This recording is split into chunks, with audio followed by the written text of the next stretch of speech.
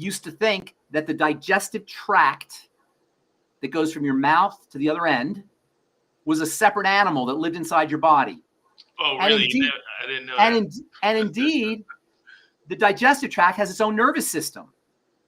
It has its own, it's like a brain. In fact, there's a wonderful book that came out a few years ago that describes the neurology of the digestive system called the second brain. The digestive system is considered the second brain. It's like another organism inside our body. The reason I'm bringing this up is to say a food is not in your body until it crosses over from the alimentary canal, the digestive tract, into the blood. So the food is segregated from the body, from the blood, until it hits the intestine when it crosses over. And that juncture where the food goes from the intestine, it's not really food, the nutrients cross over from the intestine into the bloodstream is the crux, the nexus of health or disease.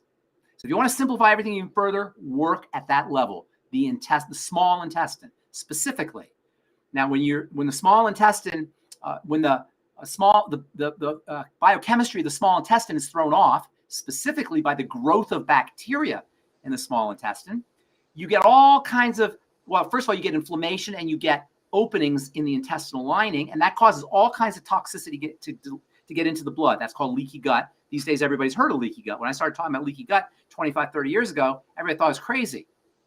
I remember this one gal, this teacher at a skincare school, an esthetician school that I was teaching at. I remember one of her students told me later, I didn't hear it, but her students said, Mrs. Adams says, Ben thinks everything is the digestive system, sort of poo-pooing it and marginalizing it, because this was the 90s and I was talking about this and it sounded kind of crazy. I'm telling you, health issues can always be backtracked to the secretion of toxins, food particles, and immune activating chemicals or immune chemicals into the bloodstream through a leaky gut. And this follows SIBO, small intestinal bacterial overgrowth, as well as the ingestion of the wrong kinds of foods, specifically refined foods, processed foods, as well as fried fats, which are especially problematic. And even the hormone estrogen can be involved in causing inflammation, leading to what's called leaky gut and the entrance of toxins into the blood. And every health challenge that's chronic or that doesn't resolve itself, things like long COVID or chronic Lyme disease. These are conditions that are very problematic for the mainstream medical model to deal with. They don't know what to do. And there's many people sitting around suffering with long COVID and chronic Lyme disease, and they have no idea how to help themselves because nobody's linking the secretion of histamine and aldehydes and lipopolysaccharides and immune factors and gluten and food particles into the bloodstream through a leaky gut. You'll always find these factors behind long COVID, behind chronic Lyme, behind cancers, behind autoimmune diseases, behind dementias, behind movement disorders, behind skin problems, all of it. And the reason this is important is there's two reasons why this is something to talk about. Number one, because it's important, that's how you heal. And number two, because people don't want to think about the foods they're eating, because it sounds like your mother telling you to eat your vegetables. And we automatically don't want to hear that. It sounds preachy. Nobody wants to hear, don't eat this food, eat good food, don't eat the bad food. People don't like to hear. Have you ever tried talking to somebody who's eating French fries and say, don't eat those French fries? They're not good for you. It's not going to go over. It's not going to go over well, AJ. Trust me. It's not going to go over well. People don't want to hear it. But this represents a major point of power, a major leverage point. It's really common sense because the things are getting into the blood. So they activate an inflammatory immune response. So you have some specific things you want to talk about. And with these specific things, I'm just going to show you how you can use the triangle, the 2 points, the 1 point to address all of these seemingly disparate health challenges. So start off with number one. Okay. I will start with number one. The first question that we wanted to deal with was methylation and the cyanocobalamin. Okay. So methylation, and again, we're trying to simplify here. So I'm going to try and not going to get into too much chemistry except to say methylation is a process of transformation, or perhaps you could say activation, also detoxification. Now let's break that down a bit. Chemistry is this overwhelming subject. People roll their eyes, they glaze their eyes, they don't want to hear, they freak out about chemistry. I tell people I love chemistry, they think I'm a freak. Organic chemistry has a reputation for being the hardest course anybody could take. When people hear about chemistry, they immediately think somebody's intelligent if they know chemistry. It's not like that. Chemistry is as simple as Tinker Toys. Remember Tinker Toys? You know, I used to do talk when I do talks and I talk about Tinker Toys. These days, kids don't know what Tinker Toys are. People, you know, that like kind of dates you if you know what Tinker Toys are. So I'm going to assume most of our listeners know what they know Lego. No, it has to be a Tinker Toy, not Okay. Lego. It has to be a Tinker Toy. So Tinker Toy is a toy that has like a long stick, and you stick parts to the long stick. Basically, that's it, right? You stick a dowel or a wheel or a pulley, and you put it on sticks, and you create these structures. That's all chemistry is. It's Tinker Toys. It's things getting stuck onto structures and being taken off of structures. That's all chemistry is. Things getting stuck on, things getting taken off. And the body is an endless, performs an endless series of biochemical functions of things getting stuck on and taken off. And by sticking things onto a base structure, you change its functionality. You either activate it or you deactivate it, or you make it easier for the body to eliminate, or you make it easier for the body to store. You do different things by sticking things onto base chemicals. Methylation is a methyl group, or think of a dowel or a pulley getting stuck onto things. Methylation, you know what I mean by a dowel and a pulley, those little Tinker Toy parts? Yes, I'm familiar. I hope our listeners understand this. So you take let's say a dowel. You take a dowel, you stick it onto a Tinker Toy part, and you create a different shape. Methylation is a dowel getting stuck on certain chemicals. That dowel in chemistry is called a methyl, or a methyl group. It's just a dowel getting stuck onto a base. By methylating certain things, you get certain kinds of biochemical functionality. For example, if you methylate DNA, you can turn on a gene. If you methylate a hormone, you can make it easier for the body to eliminate. You can detoxify it. If you methylate a vitamin, you can activate it. So methylation, sticking a methyl group onto a base chemical, activates things, deactivates things, makes them more prone towards elimination, detoxifies. It changes the nature of certain base chemicals. So methylation is critically important. For example, to use your vitamin B12 example, you want to talk about vitamin B12. Vitamin B12 is called cobalamin.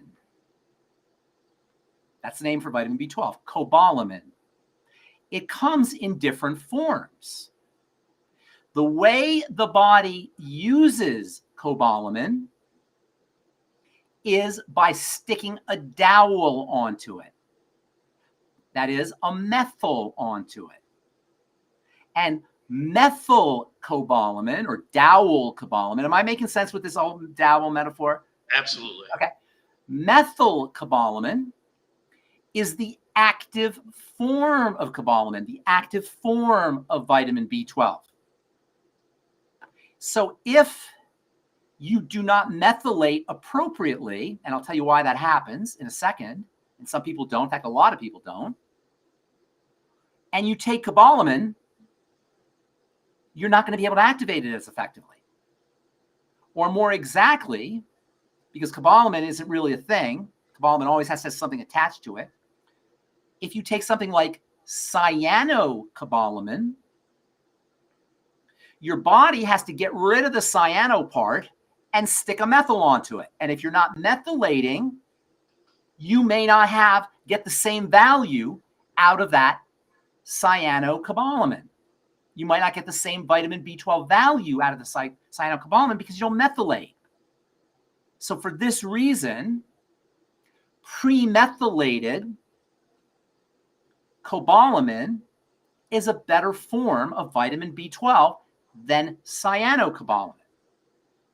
You follow me? Yes. Pre-methylated, especially for people who don't have the ability to methylate. Now, let's talk about the ability to methylate. There's a condition where the genes that code for methylation enzymes is not working effectively.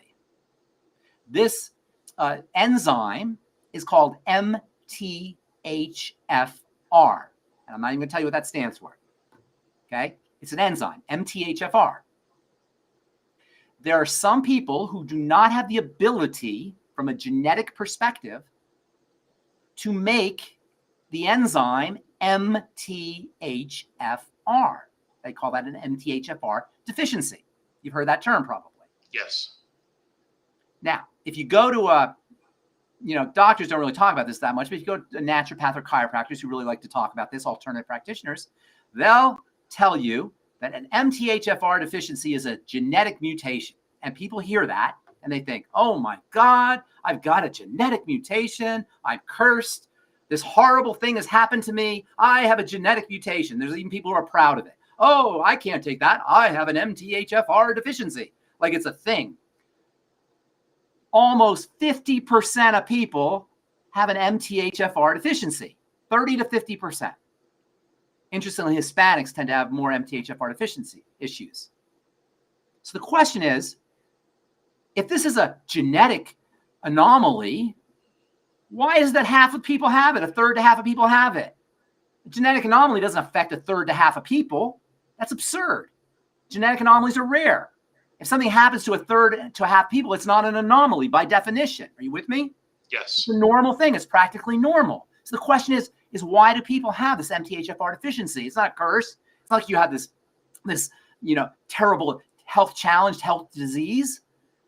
MTHFR deficiencies are associated with inflammation and poor living and unhealthy body. And inflammation and poor living strategies, and an unhealthy body are the triangle of disease. They're the 3 points. An MTHFR deficiency is not a curse. It's a sign that the body is not operating or firing on all cylinders, meaning always the digestive system, the blood sugar system, and the adrenal thyroid complex have to be addressed. An MTHFR deficiency is a sign of breakdown. It's a sign of degeneration.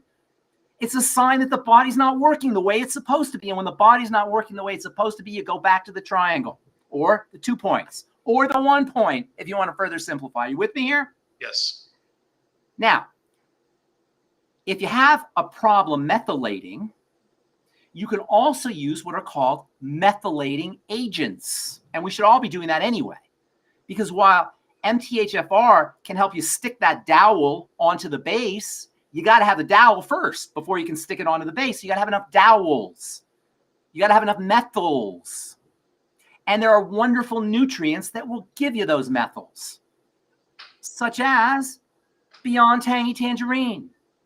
It's loaded with methylating agents, including folate, methylfolate, by the way, methionine, vitamin B12, methylcobalamin.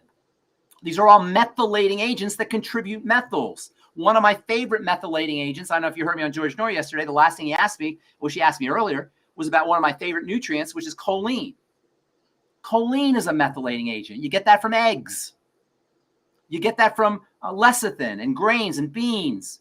And you can supplement with choline. In fact, everybody should be supplementing with choline, in my opinion, because it's incredibly important for the brain and the digestive system as well as a methylating agent.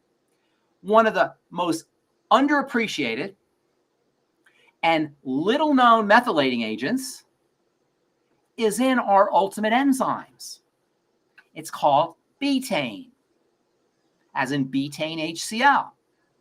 So betaine HCl is in the ultimate enzymes because it's a source of hydrochloric acid for acidification, but it's also a methylating agent. It's a source of betaine, a source of methyls. So if you have an MTHFR deficiency, you're not cursed.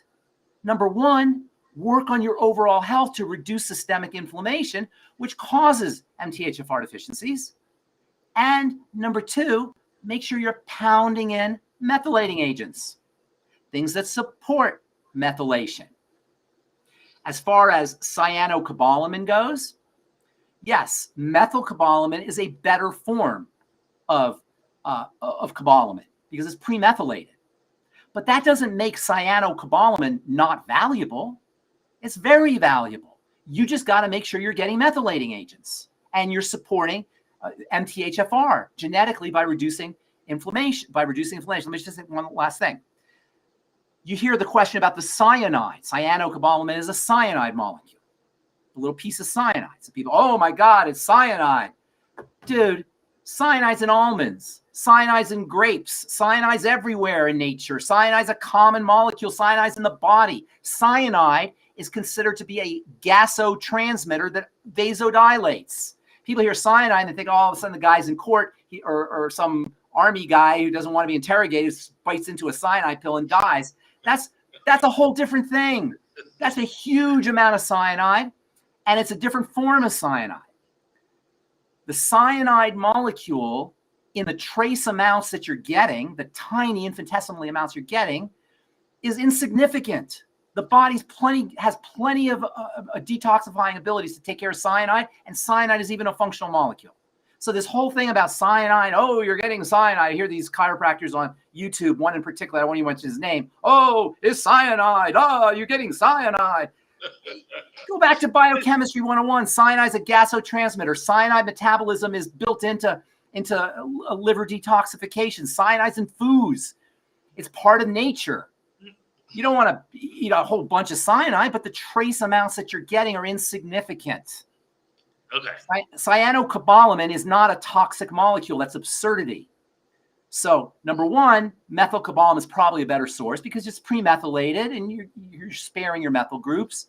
If you take cyanocobalamin, you've got to get some methyl somewhere. And so you just take in some choline and some B12 and some B6, methylcobalamin, methylfolate, and betaine and whatever. There's methionine and there's various supplements that you can take, SAMe, acetylmethionine that you can take to promote methylation and reduce inflammation at the triangle level. So your MTHFR, methyl tetrahydrofolate reductase, is being produced and the deficiency goes away. So you follow what I'm saying? Number one, cyanide is much ado about nothing unless you're eating potassium. You're eating a cyanide pill so you can kill yourself. But cyanide in foods is not an issue. And cyanide, a little trace amount of cyanide in cyanocobalamin isn't a big deal. Methylcobalamin is probably better. And most products these days are going to methylcobalamin anyway. And then consider an MTHFR deficiency a sign of bodily distress, not a genetic curse. Okay, Ben, I have a question that I want you to answer in 2 minutes or less. I can't do that. You may be able to. Okay. This one is: should we be eating for our blood type? Okay. That was a book. That's based on this book that came out in the 1990s, Eat Right for Your Blood Type, Peter Adamo or D'Amo, I forgot how he says his name. And he noticed that, if you take the blood out of different types, blood type A, type B, type O, type AB, and you put the blood in a petri dish, and you put certain foods in the type A or the type B or the type O, depending on the blood type, the blood will coagulate. And coagulation of blood, as I've said for many years, is a sign of some kind of inflammatory reaction. So he extrapolated that to say that people of certain blood types should eat certain foods. The problem with that logic is horses and lions and tigers and bears and opossums and marmots and ferrets and whatever that live in the wild, they have different blood types. Do you think a polar bear will only eat a certain food based on his blood type? No, he eats whatever a polar bear is supposed to eat. So is it true that maybe there's some certain reactions and certain predilections that certain blood types have with certain foods? Possibly. But again, much ado about nothing. Animals in the wild don't eat for their blood type. What we want to start doing is we want to eat like humans. We want to eat food that human beings are supposed to eat. And that doesn't include McDonald's. And that doesn't include Snickers bars. And that doesn't include Lay's potato chips. And that doesn't include fried fats and all the junk food and crap that we're eating. That's really the problem. To get so specific about your blood type and specific foods when you're eating, when the kind of foods we're eating are so far into the body, is like worrying about a mosquito flying around your head when you got an elephant on your roof. Let's take care of the elephant on our roof, which is the amount of calories we're ingesting and the types of calories we're ingesting before we start to worry about this kind of minuscule minutia, much ado about nothing issues like eat right for your blood type. If it's possible that there's certain foods that certain blood types can react to, but really considering how undernourished we are, how nutritionally deficient we are, how toxic we are, the kinds of foods we're eating, how broken down our intestinal lining is, how prone towards leaky gut we are, all the things we're doing wrong in our life, that's small potatoes compared to what the real things we should be concerned about. Okay, one question that you made me think of that I didn't mention earlier to you in our pre-meeting was you mentioned, I think last night on Coast to Coast, or I had heard you in the past say that if we added fiber to our meal prior to consuming the carbs, that it would help us a lot in regulating our blood sugar. Correct. Can you kind of go into that? Yes, fiber mops up sugar. Think of fiber like a sponge that sucks up sugar. And when we eat sugar, it has to be released for maximum benefit. You want to release the sugar slowly. The body doesn't like big spikes, especially big spikes of high energy substances. Sugar is very high energy.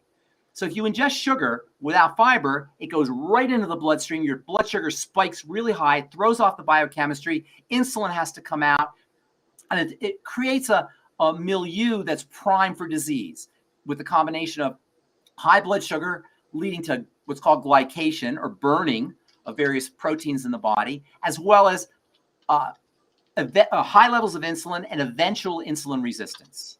So slowing down the release of sugar is a very important strategy for keeping the body's balance, for keeping the body from having to experience big disturbances in chemistry. And fiber does that. That's why fruit juices are so problematic. Even though fruit juices have this reputation of being really healthy for you and really good for you. And, we think of orange juice, we think of sunshine and Florida, and, I have a cold and morning, I'm going to drink fruit juice. It's one of the stupidest things you do first thing in the morning is drink orange juice. Recipe for disaster. Apple juice, pear juice. Oh, by the way, for babies, giving a baby apple juice should be criminal. Or pear juice, or, these very high sugar concentration liquids. Because when you, as we've said many times, when you drink something, it goes into the system really fast. That's true about supplements. That's why the Beyond Tangy Tangerine is so important. And it's also true about sugar. So Coke and Pepsi and soda pops in general, those obviously are problems, but people sometimes don't realize fruit juice is a problem too. Yeah, you're going to get trace amounts of nutrients. If your fruit is fresh, you'll get more. But most of us aren't drinking our orange juice fresh. We're drinking frozen orange juice or boxed orange juice or something that's been stored and processed and reconstituted. So you're getting trace amounts of nutrients, you're not getting any fiber, and you're getting a high dose, a bolus we call it in the business, a big dose of sugar right into the bloodstream. Fiber slows down the release of sugar, so does water. So if you're drinking a lot, if you're eating a sugary meal, drink water with it. As a matter of fact, diabetics know first thing in the morning, their blood sugar is concentrated. It's higher. Blood sugar, by the way, when we say blood sugar, we mean blood sugar concentration. So you have a liquid, which is your blood, and blood sugar concentration means the amount of sugar that's in that liquid. If you drink water, you dilute the liquid and you'll drop the blood sugar concentration. So by drinking water, either with your sugary meals or after your sugary meals, or first thing in the morning, you will lower your blood sugar concentration. Also, exercise will shunt sugar from the blood into the muscles. The muscles are one of the places where sugar is stored. So as you're exercising, you're burning sugar. Sugar will get directed from the blood into the muscles. So between fiber and water and exercise, you have three very important strategies for naturally lowering your blood sugar. Then, of course, there's the wonderful nutrients, sweeties, B complex, and magnesium, and zinc, and selenium and alpha lipoic acid, all of which have sugar processing, sugar processing support properties. They will support sugar processing, including niacin, by the way, very important for sugar processing. So all of these are great strategies for lowering your blood sugar, including fiber. Go ahead. What were you going to say? So two things. One, all those nutrients you just mentioned, would that be the blood sugar pack and then adding ultimate enzymes? Ultimate niacin. I mean, you always want the ultimate enzymes, but not specifically for sugar. The healthy blood sugar pack, which contains selenium, I'm pretty sure. The ultimate niacin, osteomag, zinc FX. These are all very important for helping the body process sugar. Okay, and then the second question is, based on what you said, is that why traditionally we should be having a salad prior to eating our dinner? Well, having a salad before dinner will give you multiple benefits. In fact, not even a salad. It doesn't have to be a salad. It could be like any veggies. Number one, the fiber will fill you up. So you'll eat less other things because you'll be full. You'll be able to drop your calories. Number two, the fiber will also suck up excess sugar, like you're pointing out. And number three, there's something psychological about starting your meal with vegetables. If you start your meal with vegetables, you will find that you're less likely to eat something that's not appropriate for you.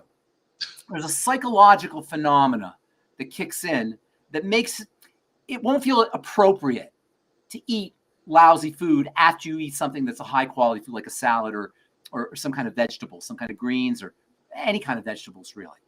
So there's three elements going. There's the fiber that sops up the sugar. There's the fiber that fills you up so you don't eat as many calories. And then there's also the psychological element of eating something good at the beginning of a meal makes it less likely that you'll indulge in something that's not as good for you. Well, before we get to the YouTube questions, yes. What do you think about the current weight loss drugs that are out there and folks? They're terrible. They're idiotic. I don't mean that people get desperate. I can see that. I don't want to make it sound like the people are idiotic, but the strategy is. First of all, you're taking a poison in your body, and we really got to get this through our heads. Drugs are poisons. Are they necessary? Yes, sometimes they're necessary. I told you this before, maybe for people who haven't heard me say this before. When I had knee surgery. I had a really bad leg accident a few years ago. And when they were wheeling me out of the operating room, I remember laying there on the gurney, and I remember this voice, and it was my voice, but I couldn't quite comprehend how it was my voice. It was just this voice, and it was going, morphine, give me morphine, just like that. And I remember distinctly, I was like, who is that? And it was me saying morphine. And I remember thinking, I didn't give a rat's what about vitamin C or the Healthy Start Pack or, Chromium. I wanted drugs, and I was glad they were there. And when they injected me with that morphine, I was very happy for a little bit. And they were like, this guy, Brian Regan, Brian Regan is, he's a comedian. He goes, when you go to the emergency room, and they ask you the question, how bad on a scale of 1 to 10 is your pain? Say 10. Okay. So you get the morphine. And he goes, say 10. And I know what he's talking about. And then Brian Regan, he goes, and then all of a sudden, I wanted more morphine. And he goes, guess who's a 10 again? Guess who's a 10? He said that. That's really funny. So there's times when you need drugs. I'm not Pollyannish about it. I'm a pharmacist. I've studied drugs since 1980. I know drugs inside and out, but we got to understand what they are. They're making your body do things it doesn't want to do. Your body's a lot smarter than you. Body's a lot smarter than the doctor. The body is smart. And if you take a drug, you're saying I'm smarter than the body. In the Bible, I know you read the Bible. I'm familiar. I went to Catholic school. Oh, you went to Catholic school. Okay. So do you remember the story of Moses? Moses led the children of Israel through the desert, right? But he didn't get to go, right? He died. Joshua went to the promised land. Moses didn't go. You remember why Moses didn't go? Well, we have a disagreement about why, but yes. Yeah. Why didn't Moses go? Well, because I said because he struck the rock twice. Okay. Well, it's actually because he struck the rock. You're Right. saying, Well, I said, all right, all right, whatever it was. The point is he didn't ask. God said, you ask the rock. He didn't say, he said, you ask the rock. And Moses was getting a little irritated. You don't blame him. Can't blame him. I took these people out of Egypt, out of bondage. I marched them through the desert. They're bitching and moaning and complaining. Some water. I need some water. Yeah. They're all like, they're like, oh, you should have left us in Egypt. Why'd you take us out? And Moses is like, he's at his wit's end. So he hits the rock. He hit the rock. He didn't ask it. Drugs hit the rock. Drugs tell the body what to do. Drugs order the body. Drugs compel the body. The body isn't making insulin. So Ozempic or whatever, Wegovy, it spanks the body. You make some insulin. You make it now. The price we pay, number one, is toxicity. And that means detoxification. That means a depletion of resources, including methyl groups, by the way, and as well as other nutrients, copper and magnesium and vitamin C and zinc and all these nutrients that are responsible for detoxification. And with Ozempic and Wegovy and these GLP-1 inhibitors they're talking about that are all in the news, you don't just lose fat. You lose everything. You lose connective tissue. You lose muscle tissue. So now we have a problem with Ozempic face. Have you heard of Ozempic face? Yeah. Yeah? And now you even have Ozempic butt. No kidding. They have Ozempic butt where your butt just hangs and sags. So yeah, you're going to lose some weight, but it ain't going to look good. That's not how the body's meant to lose weight. The body's meant to lose weight by readjusting the hormones, not just insulin, although that's key, and blood sugar, but also you got the thyroid is involved and cortisol is involved. Stress hormones involved, and the female hormone estrogen is involved. And guess what is involved? Guess what all these things have in common? The triangle of disease. The first, the digestive system. Second, the blood sugar system. Third, the adrenal thyroid complex. So that's my take on Ozempic. If you need to lose some weight or a lot of weight, some people lose 100 pounds or 200 pounds, I'm not going to rip on anybody for doing it, but it's not the right way and there's a price to be paid. Doesn't have the same, the benign nature of that we're presented with. Oh, you just take Ozempic and you lose the weight. Oh, my blood sugar is high. You've seen that commercial where the lady sings. You have a musical, a Broadway musical.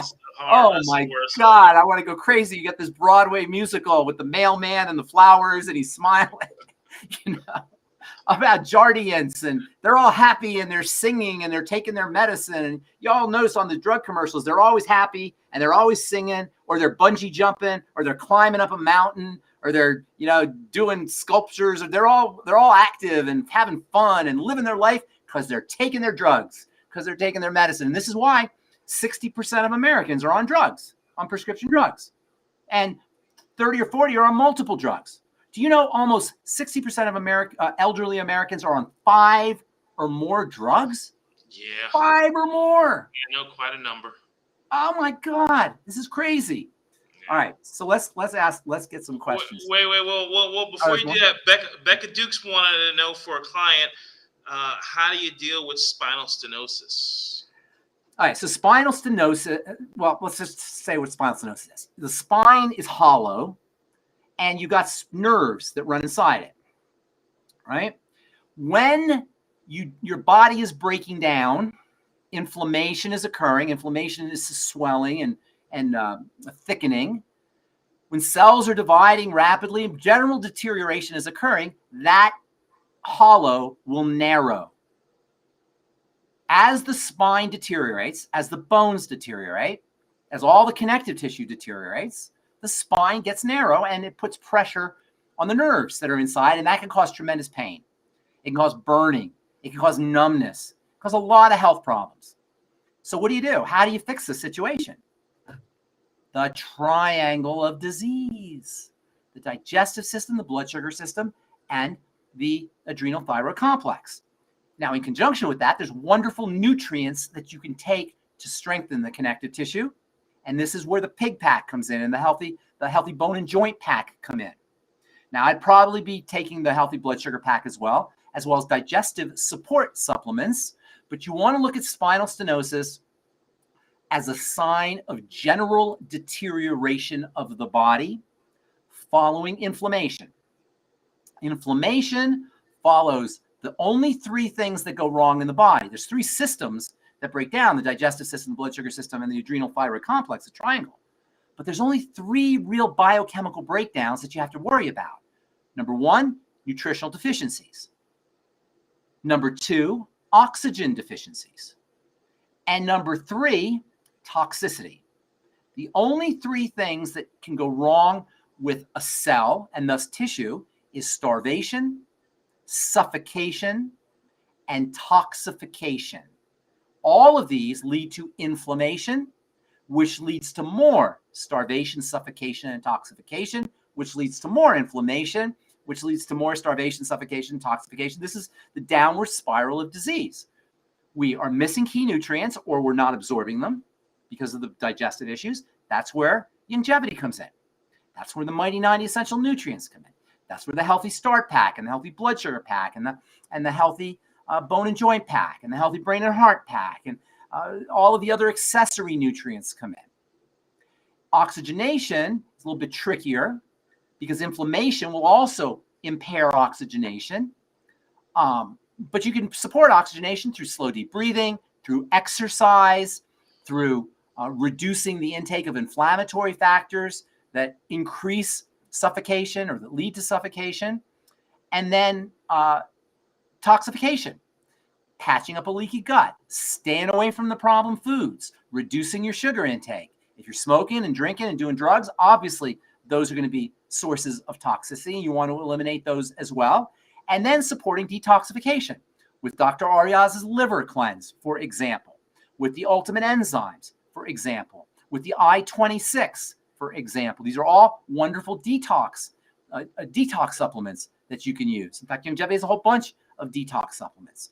So don't put the toxins in and support the body's ability to detoxify itself. The Mighty 90 essential nutrients will also support detox, particularly the minerals.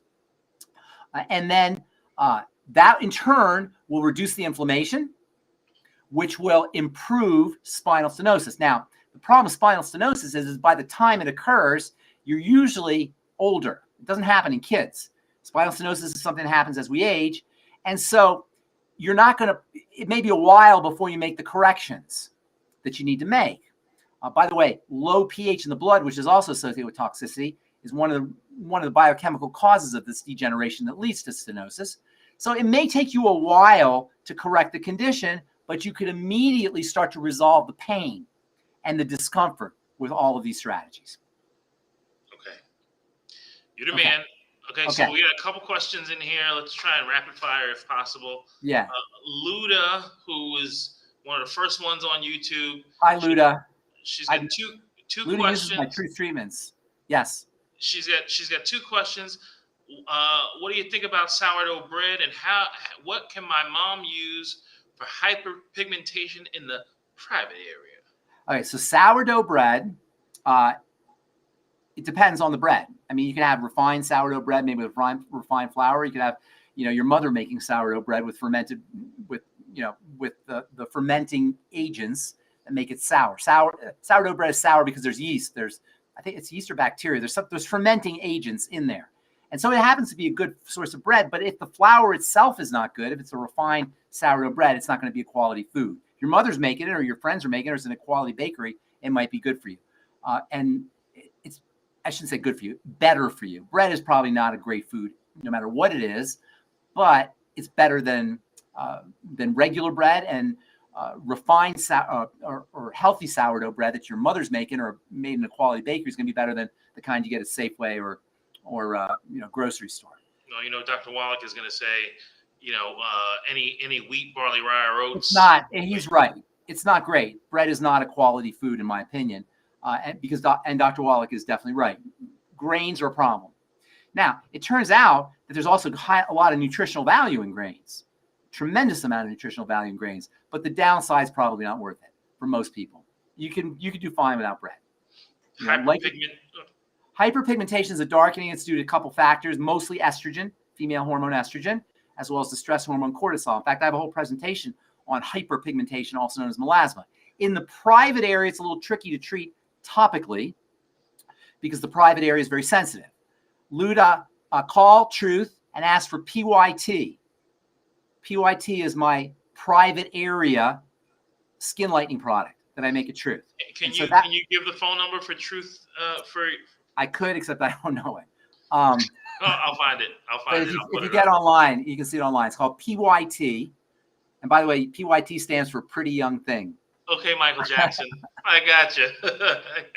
Okay, but tell the folks the name of the company, please. Truth. Well, I don't like talking necessarily about Truth about my business, but my skincare company is called Truth Skin Health, or truthtreatments.com is the website. And by the way, I called the company Truth because I hate BS, and the skincare business was full of such BS, which it still is, that it makes me want to throw up. And sometimes I'm even embarrassed to be part of it, except for what I'm doing is completely different from most skincare products. So Truth Treatments, call Truth Treatments. I know Luda's been using my Truth products for a long time. So just call Truth and ask for PYT. Oh, you know Luda. I know Luda. Yeah, I've never met her, but I've talked to her on the phone. Okay. Right, fantastic. Luda? We go way back, Luda, right? Oh, fantastic. She's still on. She might have you get all that. Okay. So Texas Hill Country asks probiotics to repair the gut flora. Yes, probiotics are very important. I like the nightly essence. Now, if you have SIBO, you got to be a little bit careful because you have too much bacteria. So some people will have to be careful if they're dealing with SIBO. But generally speaking, good bacteria are very important to supplement with. And I love the nightly essence because it's got a full spectrum of bacteria and it also has enzymes in it too, especially a very important enzyme called nattokinase, which is really helpful for the blood. So yes, they're very important probiotics. What else? Chelation. Does Longevity have a vitamin D supplement? We have products with vitamin D. We don't have a straight vitamin D supplement, but the best vitamin D comes from the sun by far. But we do have lots of products with vitamin D in them. I don't know offhand which ones. But there are quite a few. Okay, and then health pack someone should get if they're dealing with lipedema. Lipedema is a digestive condition that involves the liver and the gallbladder and the intestine. So all the digestive things. Dr. Ariaza's liver cleanse. You said lipedema, did you say? Lipedema, yeah. Lipedema, yeah. Dr. Ariaza's liver cleanse is definitely indicated for lipedema. And then anything to do for liver and gallbladder and intestinal support. That would include the I-26 and the ultimate enzymes. Do we have a straight bile product? I don't know if we have a straight bile product. Ultimate microbiome. Ultimate enzymes and the nightly essence are the closest things that we have. Yeah, well, I don't think we have a straight bile product. But anything you do to support digestive health, particularly at the level of the liver, the gallbladder, and the intestine for lipedema. So what do you think, Ben? Do you think this was longer than I anticipated? No, I always talk Sorry about that, man. That's me. That's on me. And then somebody's asking about methylation is different from chelation. Yes, it's very different. Methylation is when a methyl group is stuck on to a chemical, a molecule to activate it or to deactivate it or to detoxify it. And then chelation is also something being stuck on to something else, but that usually doesn't involve the same kind of activation. That's more a chelated, that's usually more for nutritional supplementation to make nutritional supplements more bioavailable. For example, chelated amino acids are a better form of an amino acid supplement because it's easier for the body to process. Chelation does also occur inside the body, but that's usually involved with transport and absorption and utilization more than it is activation of a molecule like methylation or deactivation. Ben, I guess they're similar because things are stuck onto each other, but the purpose is different. Okay? Ben, you're a very busy man. I appreciate your time, and I'll see you on Friday on Daily with Doc. Yes, I can't wait to be on Daily with Doc. See everybody. Thanks for being on the call. And join us on Daily with Doc if you're out there. Join me on Fridays, but also, AJ, you do it every day, don't you? And Rebecca does it every day. Yeah, Rebecca. Is Rebecca on the call here? Rebecca's on her roof putting the Starlink up. I got to meet Dr. The new doctor. I forgot her name already. What's that gal's name? The iridologist. Yeah. Yep. You forgot her name too. You met her in person already? No. I did a Zoom call with her. Oh yeah. Yeah, and I bought her book. I'm looking forward to reading it. Yeah, you're very generous, Ben. All right. God bless you, AJ. God bless everybody, and we'll talk to y'all later. Bye.